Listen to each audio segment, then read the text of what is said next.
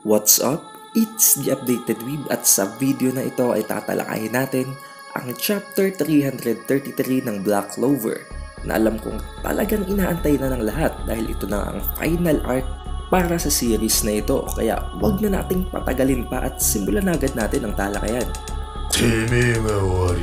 Konting recap mula sa previous chapter ay nakita nating nakuha na nga o completely na takeover na ang gravitational magic ni Lucifero matapos siyang patayin nitong si Lucius Zografis pagpunta niya ng Underworld, which means nakuha niya na ngayon ang kapangyarihan ng dalawa sa pinakamalalakas na devil sa loob ng Underworld, ang kay Astaroth na Time Devil at ang kay Lucifero na gravitational magic. Then after that ay nagpakita na siya ngayon kay Asta habang sinasabing congratulations, this is the end for you. Kung nagugustuhan mo ang mga chapter reviews natin ay siguraduhin mo nang naka-like, naka-subscribe at na-ring mo na ang bell button para palagi kang updated and notified tuwing magkakaroon tayo ng new chapter release reviews para sa Black Clover, One Punch Man at Jujutsu Kaisen. Then proceeding with the chapter at hand, makikita natin sa pinakaunang page pa lamang ang isang parabang flashback sa kung ano talaga ang nangyari o ang lore patungkol kay Lucius Zografis. Makikita natin sa panels na ito na nandito nga si Lucius habang sinasabing siya ang pinaka-talented na devil host sa kanilang pamilya dahil makikita nga naman natin na ang pamilya ng Zografis ay puro mga devil hosts tulad na lamang ng kanyang mga kapatid. Nasabi din dito na si Lucius daw ay isang unique na being na isinilang ng may dalawang kaluluwa, meaning na ang Lucius Zografis at si Julius Novachrono ay talagang dalawang karakter na nasa isang katawan lamang. Dito ay naisip nitong si Lucius Zografis na inisip daw niya ng napakatagal at napakalalim sa kung ano talaga ang purpose nila sa buhay. Kaya naman nakita nating may mga stone tablets na tinitingnan itong si Lucius sa panels na ito at sinabing para matunto nila at para malaman nila ang purpose ng kanilang pagkatao ay kailangan nilang sundin ang Time Devil na si Astaroth. The next panel ay makita natin ang parabang inner conversation sa gitna ng dalawang kaluluwa na ito na nasa isang body lamang na si Julius Novachrono at si Lucius Zografis, depicted as a black and white background na may mga hand movements or gestures na makikita natin sa mga dialogue pa lamang na talagang ang Lucius Zografis ay nagkakaroon ng black na background habang ito namang si Julius Novachrono ay mayroong white na background na dito pa lamang ay nade-depict na kung ano talaga ang kanilang pagkatao. Ayon sa conversation na ito ng dalawa ay nasabi nitong si Lucius Zografis na nakuha niya na ang sagot sa kung ano talaga ang purpose at kung paano nila i-fix ang mundo. Subalit makikita nating si Julius naman ay parabang kumokontra ngayon sa mga plano ng kanyang other half. Kaya naman nasabi naman nitong si Lucius na nakita o na-foresaw na daw niya na talagang kokontra itong si Julius Novachrono sa kanyang mga plano. At talaga daw siyang nasasaktan dahil maging ang kanyang other half ay hindi na maintindihan kung ano talaga ang magiging significance ng pagbabagong kanyang gustong gawin. Habang makikita natin ginawa niya ang pagpo-point papunta sa forehead na katulad ng ginawa niya kay Damnatio bago niya pa ito patayin. Ginawa niya ang same na gesture na ito sa kanyang other half na maaring sa loob-loob lamang nila dahil hindi naman sila pwedeng magkaroon ng physical interaction since iisang body lang talaga ang nare-residean ng kanilang souls. Maaring nangangahulugan lamang ito na completely niya nang sinashutdown ang soul nitong si Julius Novachrono upang siya na talaga ang mag-take over at upang siya na ang maging tunay na katauhan ng kanilang katawan. Habang sinasabing, I will bring peace upon this world. The next panel ay makita nating nagbabalik na ang scene papunta sa present scene na kung saan ay naputo lang storya back in the previous chapter. Since hindi pa nga alam ng mga tao sa storya kung sino si Lucius Zografis, inakala nilang ang taong ito ay si Julius Novachrono pa na ang kanilang Wizard King. Subalit si Asta lamang ang nakapansin ng pangyayaring iyon habang sinasabing hindi ikaw ang Wizard King at may isang bagay na kakaiba mula sa iyo. Kaya agad niya itong tinanong kung sino ba talaga ang taong ito na nasa kanilang harapan. But then, hindi sumagot itong si Lucius Zografis but instead, gumamit siya ng kanyang time manipulation magic, subalit napakalaki or mas massive ang amount o ang width na nasasakop nito, to the point na maging ang isang napakalaking building ay nasakop ng kanyang time manipulation magic. Dahil doon nakikita nating tumigil ang lahat ng movement sa loob ng nasasakupan ng sphere, maging ang mga ibon at ang mga tao kasama na si Noel at si Mimosa at maging si Asta nga. Since hindi niya pa naman dito na-activate ang kanyang anti-magic or ang kanyang Devil Union mode. Unti-unting lumapit si Lucius Zografis papunta kay Asta habang nag-a-attempt ng movement o gesture ng pagturo sa forehead niya na maaaring nangangahulugang plano na sanang patayin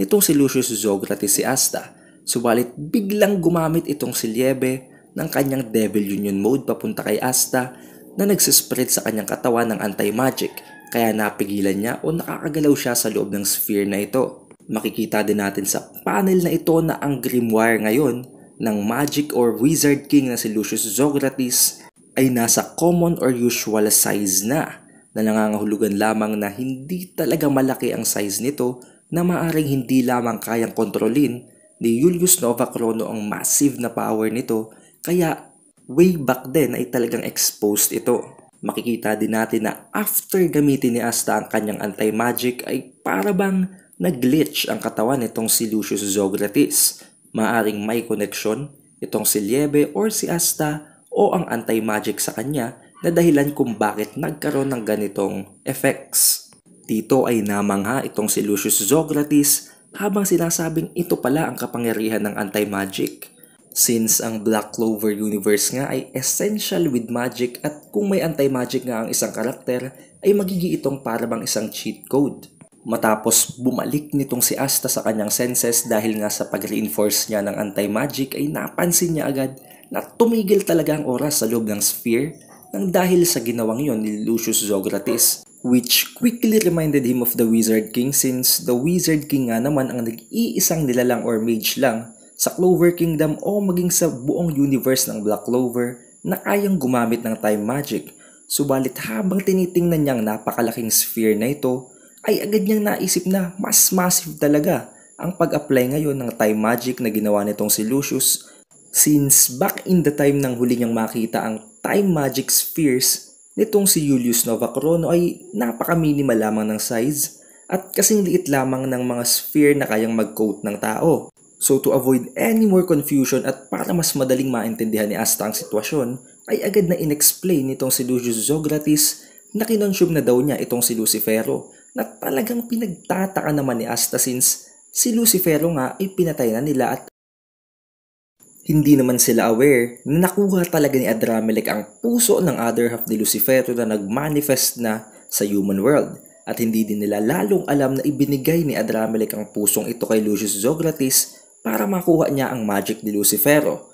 Pero sa gitna ng confusion na ito ay kumbagay parang tinatanggap pa rin ni Asta na intake na talaga nitong si Lucius Zografis si Lucifero since nararamdaman nitong si Asta ang key ni Lucifero sa katawan ngayon ni Lucius. And basing nga from this key energy na ginagamit lagi ni Asta ay na-recognize niya agad na parang si Julius Novachrono nga siya subalit parang hindi. At parang tao daw itong si Lucius subalit parang hindi rin since si Julius Novachrono nga at si Lucius Zografis ay nasa iisang katawan. At ang maaaring dahilan naman kung bakit nararamdaman ni Asta na parang tao itong si Lucius at parang hindi at the same time ay maaaring dahil nasa pagkaraon na ngayon nitong si Lucius Zografis ang isa pang devil na nagro-rule sa underworld na si Astaroth, which is the time demon.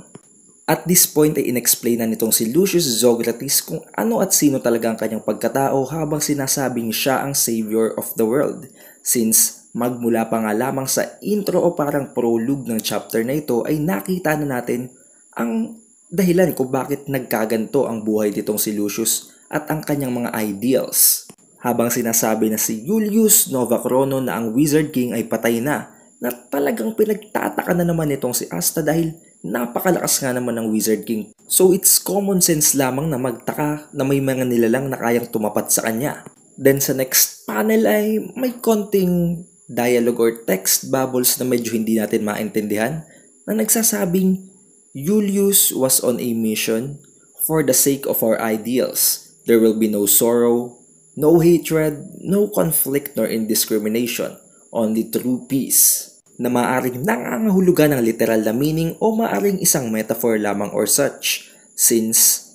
kung iisipin natin ay maaring si Julius lamang ay nagamit ni Julius upang ma-infiltrate ang Clover Kingdom at upang mag-gather ang trust ng mga nilalang na nasa loob ng kingdom na ito upang mai-exact nga niya ang kanyang mga plano without any failure. And there's also a possibility na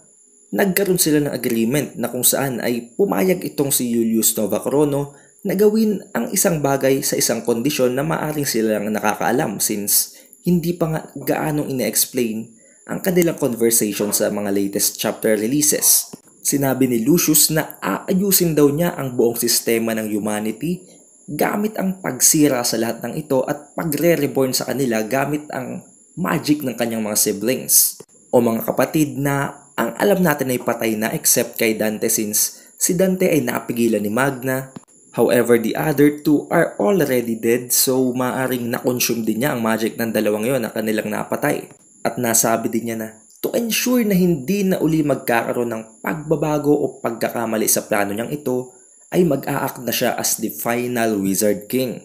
At sa panel na ito, kung papansinin nating mabuti at a-analyze natin ng masyado, makikita nating nabanggit niya na he will make sure daw na nothing goes wrong ever again. So that means na nagkaroon na siya ng mga previous plans at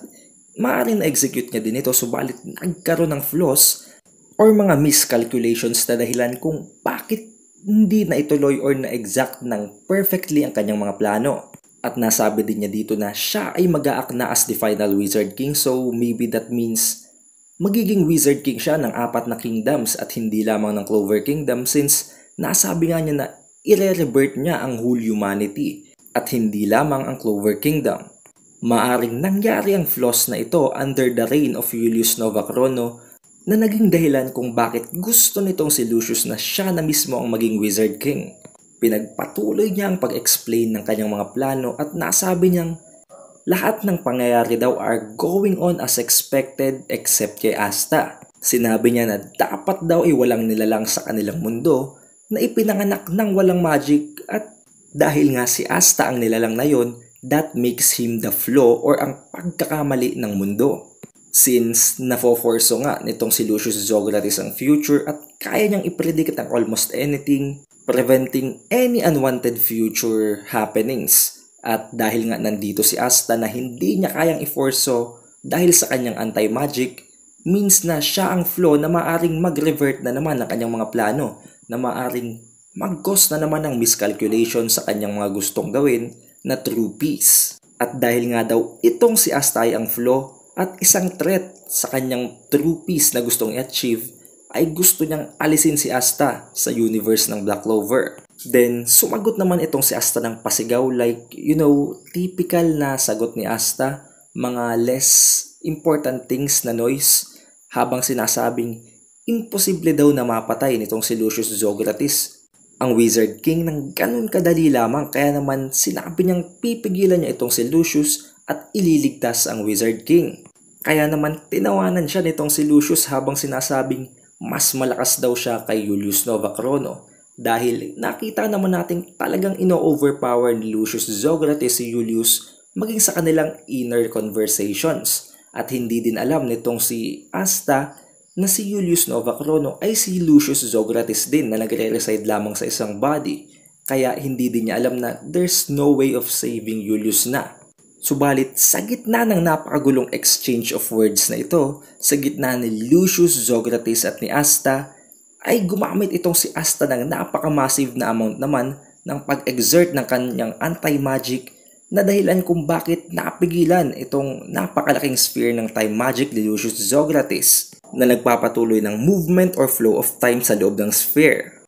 Habang sinasabi kay Lucius Zografis na right here, right now, I'll surpass the Wizard King na nangangahulugan lamang at ine-state nitong si Asta na mas magiging mas malakas pa siya sa Wizard King which is most unlikely since ang Wizard King nga ang pinakamalakas na mage sa loob ng Clover Kingdom. However, with anti-magic at his arsenal,